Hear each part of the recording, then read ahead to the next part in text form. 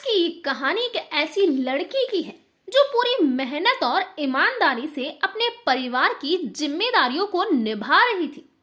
इसी बीच उसकी दोस्ती एक लड़के से हुई और 15 दिन की इस दोस्ती ने एक बेहद ही भयानक और खौफनाक वारदात को अंजाम दिया। जब आप इस पूरी कहानी को सुनेंगे तो आपकी रूह कांप उठेगी। नमस्कार दोस्तों, मेरा नाम है काव्या और क्राइम की सीरीज में एक बार फिर से आप सभी का स्वागत है। इस कहानी की शुरुआत कैसे हुई और इस कहानी में आगे क्या कुछ हुआ, जानेंगे सब कुछ सिलसिलेवार तरीके से।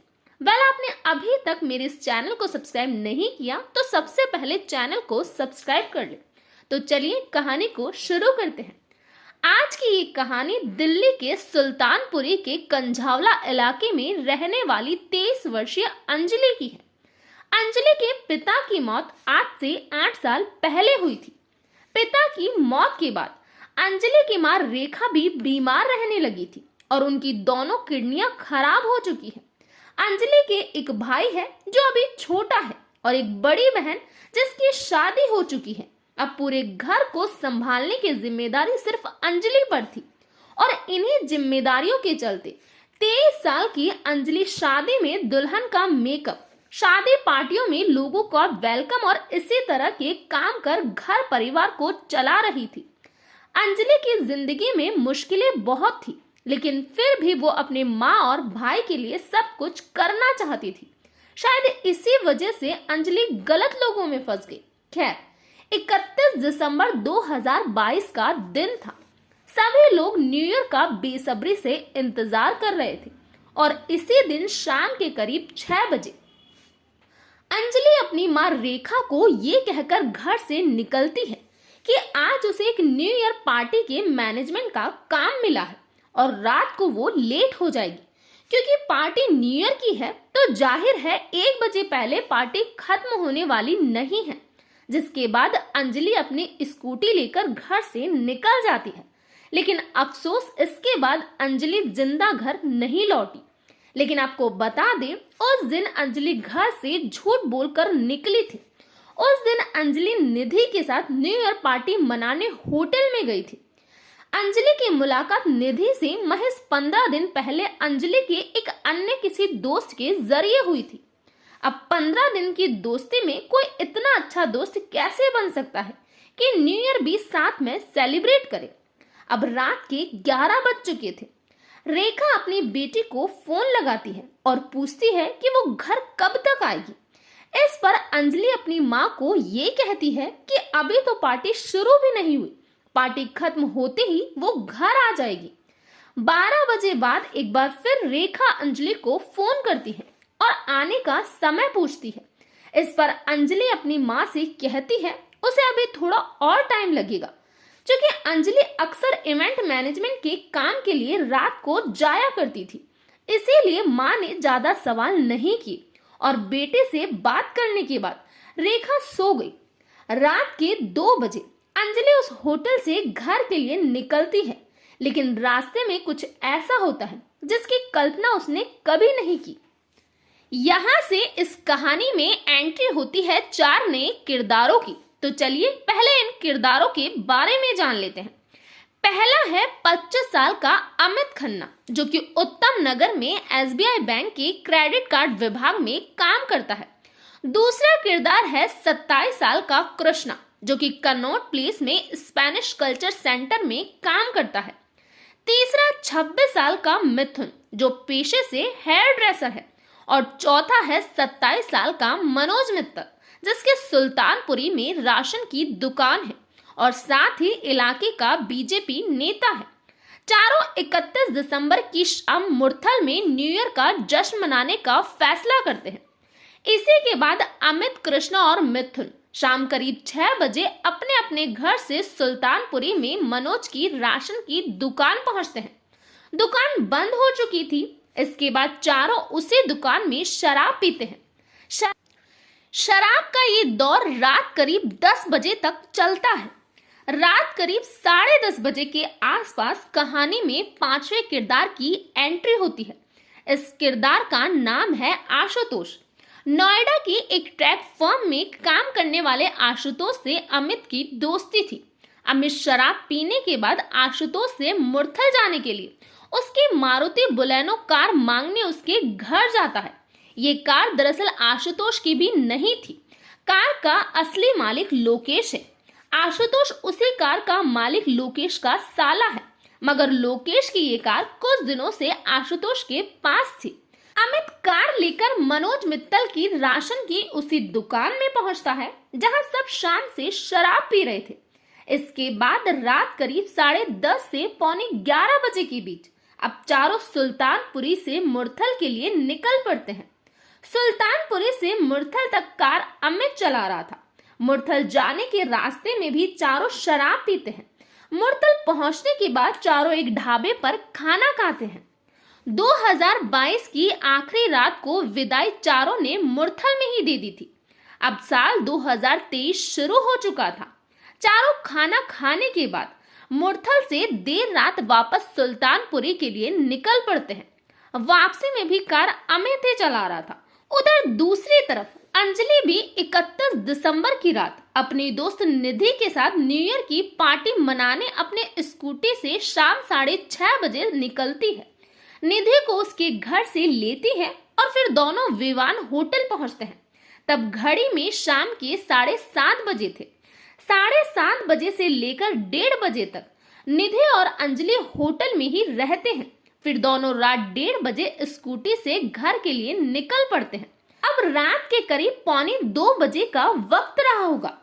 मुरथल से मारुति बलेनो कार में लौट रहे अमित, मिथुन, कृष्णा और मनोज मित्तल की गाड़ी ठीक उसी रूट पर थी जिस रूट से अंजलि और निधि स्कूटी पर घर लौट रहे थे। दोनों आमने सामने से आ रहे थे। एक जगह सड़क तंग थी। उसी तंग सड़क पर अचानक Maruti Baleno car Jupiter scooty के आमने सामने से टक्कर हो जाती है। टक्कर होते ही अंजलि और निधि स्कूटी से सड़क पर गिर पड़ती है। निधि कार की दाईं तरफ गिरती है जबकि अंजलि कार के बाईं तरफ गिरती है। हादसा होते ही कार में सवार लोगों को पता चल चुका था। उन्हें ये भी एहसास हो गया था कि एक लड़की कार के नीचे फंस गई है। अंजलि के एक पैर का निचला हिस्सा पहिए में जा फंसा था, मगर चारों पहले से ही नशे में थे। सड़क तंग थी। आगे जाने की बजाय उन्होंने उल्टे कार को रिवर्स में डाला और फिर उल्टी तरफ कार को भगा कर ले गए। अब वो कार को सुल्तानपुरी लाडोपुर कट से होते हुए कंझावला मोड़ की तरफ ले जा रहे थे। उन्हें पता था कि उनसे एक हादसा हो चुका है, इसीलिए डर के मारे अब वो जानबूझकर ऐसे सड़क पर कार दौड़ा रहे थे जिस पर कोई पुलिस चौकी या नाका ना हो। दिल्ली हरियाणा सीमा पर चेक पोस्ट है। उन्होंने उस रास्ते को भी अब जानबूझकर क्रॉस नहीं किया। चारों सुबह करीब 3 बजे कंझावला मोड़ पहुंच चुके थे। इस दौरान वो लगातार कार सर्किल छोटे छोटे कर मोड़ मेन रोड से हटकर अपनी कार चला रहे थे ताकि पुलिस वालों से बच सके। बाद में अंजलि की लाश कार से अलग होकर सड़क पर जा गिरती है। इसके करीब 10 मिनट बाद यानी 4:10 पर लाश की सूचना पुलिस को मिलती है। हादसे के बाद चारों घबराए हुए थे। एक तो चारों ने शराब पी रखी थी, ऊपर से अमित जो कार चला रहा था उसके पास ड्राइविंग लाइसेंस भी नहीं था। मित्तल, मिथुन और कृष्णा के पास भी ड्राइविंग लाइसेंस नहीं था। चारों को पता था कि देर सवेर पुलिस कार का पता लगा ही लेगी। उन्हें ये भी पता था कि बिना ड्राइविंग लाइसेंस के कार चलाने और एक्सीडेंट करने में ज्यादा सजा होगी। पुलिस को जैसे ही घटना की जानकारी मिलती है, पुलिस ने सबसे पहले उस स्कूटी से उसके मालिक और घर का पता निकलवाया।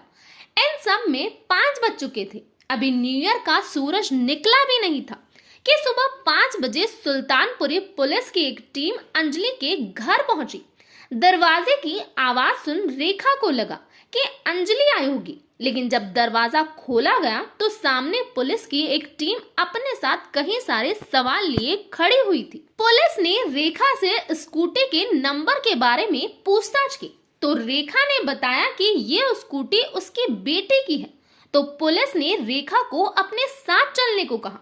पुलिस ने रेखा से ये कहा कि उस स्कूटी का एक्सीडेंट हो गया है, बेटे के एक्सीडेंट की खबर सुन रेखा की तबीयत खराब हो गई।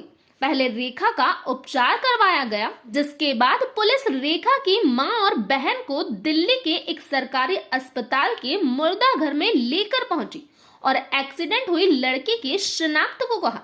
जब लड़की के चेहरे से कपड़ा हटाया गया तो दोनों मां बेटी चीखने लगती है। इधर हादसे के बाद चारों आरोपी घबराए हुए थे।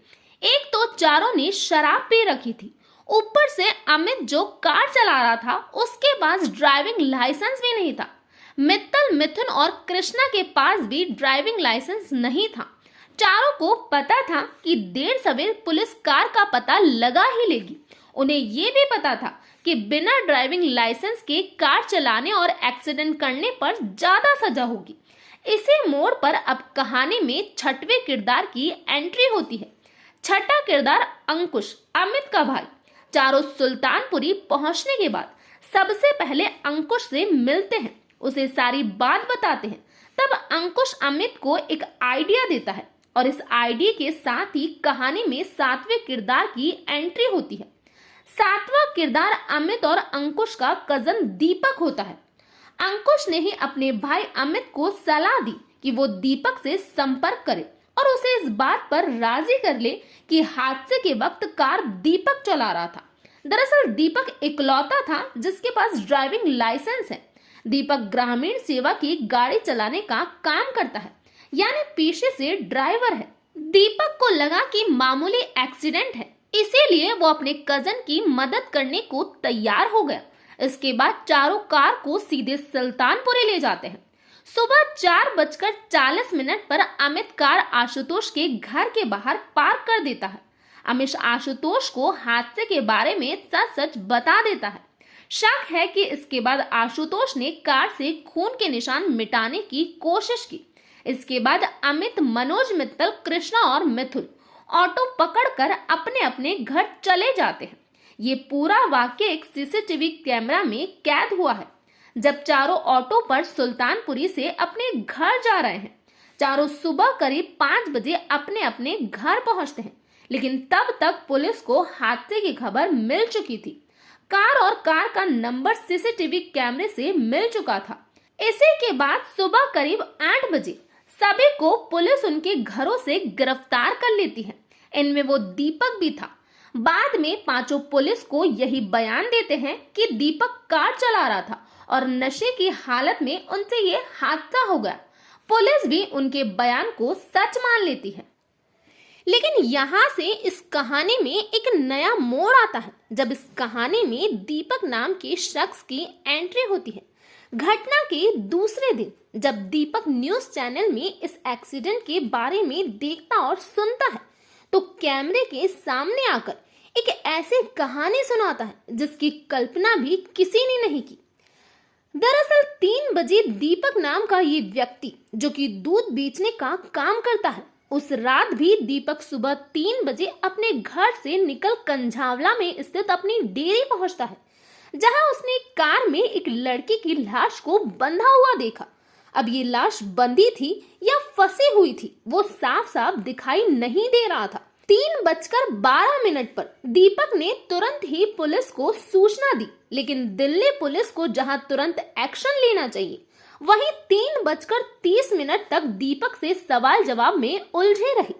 18 मिनट बीतने के बाद भी पुलिस घटना स्थल पर नहीं पहुंची, जिसके बाद 3:31 पर दीपक ने खुद अपनी गाड़ी पर उस कार का पीछा किया। रास्ते में उसे एक पुलिस की जीप नजर आई, लेकिन यहाँ भी पुलिसकर्मी सोए हुए थे। दीपक ने उन पुलिसकर्मी को पूरी घटना की जानकारी दी, जिसके बाद पुलिस ने अपनी जांच शुरू की और उसी इलाके में एक स्कूटी और स्कूटी के 12 किलोमीटर दूर एक लड़की की लाश मिली जो कि बुरी हालत में थी। दूध विक्रेता दीपक के सामने आने के बाद अंजलि केस को लेकर लोगों का गुस्सा फूटता है और मीडिया में खबरें हेडलाइंस बन जाती है। तब पुलिस हरकत में आती है। इसी दौरान पुलिस जब कार ड्राइवर दीपक से सख्ती से पूछताछ करती है तब दीपक टूट जाता है। उसे वैसे भी पहले से नहीं पता था कि हादसा किस तरह का हुआ है। उसने इसे मामूली हादसा माना था। मगर जब उसे पता चला कि कार में फंसकर एक लड़की की मौत हो चुकी है, तब उसने पुलिस को सच बता दिया कि कार में वह नहीं बल्कि अमित चला रहा था। दीपक के इस बयान के बाद पुलिस अब उसकी कॉल डिटेल खंगालती है। तब पता चलता है कि 31 दिसंबर की रात 11 बजे से लेकर 1 जनवरी की सुबह तक दीपक के मोबाइल का लोकेशन उसका अपना घर था, जबकि इसी दौरान अमित, मिथुन, कृष्णा और मनोज मित्तल की लोकेशन मुरथल से लेकर सुल्तानपुरी दिखा रही थी। यानी ये साफ हो गया कि हादसे के वक्त दीपक कार में नहीं बल्कि अपने घर पर था और इसी इलेक्ट्रॉनिक एविडेंस की बात गुरुवार को स्पेशल कमिश्नर कर रहे थे। यानी दीपक के बयान और हादसे के 4 दिन बाद पुलिस को पता चला कि कार में 5 लोग नहीं बल्कि 4 लोग थे और कार दीपक नहीं अमित चला रहा था। दीपक की एक पड़ोसी ने भी इस बात की तस्दीक की कि 31 दिसंबर की रात करीब 11:15 बजे दीपक घर लौट आया था। इसके बाद वो घर पर ही सो रहा था। फिर सुबह करीब 3:30 बजे कुछ लोग आए और दीपक को अपने साथ ले गए। यानी कि सुबह दीपक को जगा कर ले जाने वाले कोई और नहीं बल्कि उनका कजन अमित, मनोज मित्तल, मिथुन और कृष्णा थे। तो ये रहे 31 दिसंबर की शाम 6 बजे से लेकर 1 जनवरी की सुबह 8 बजे तक की वो पूरी कहानी, जिसमें कहानी का हर सच कैद है। यानी इन्हीं 14 घंटों की कहानी की हर कड़ी को पुलिस जोड़ ले तो केस आईने की तरह साफ हो जाए।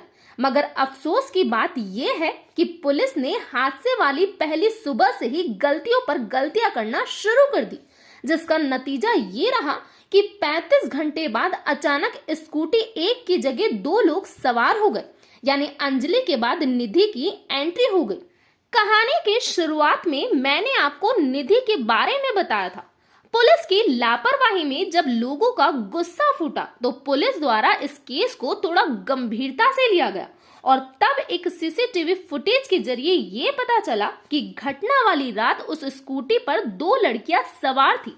जब होटल मैनेजर से पूछताछ की गई तो निधि का नाम सामने आया, जिसके बाद पुलिस पूछताछ के लिए निधि को थाने लेकर आई।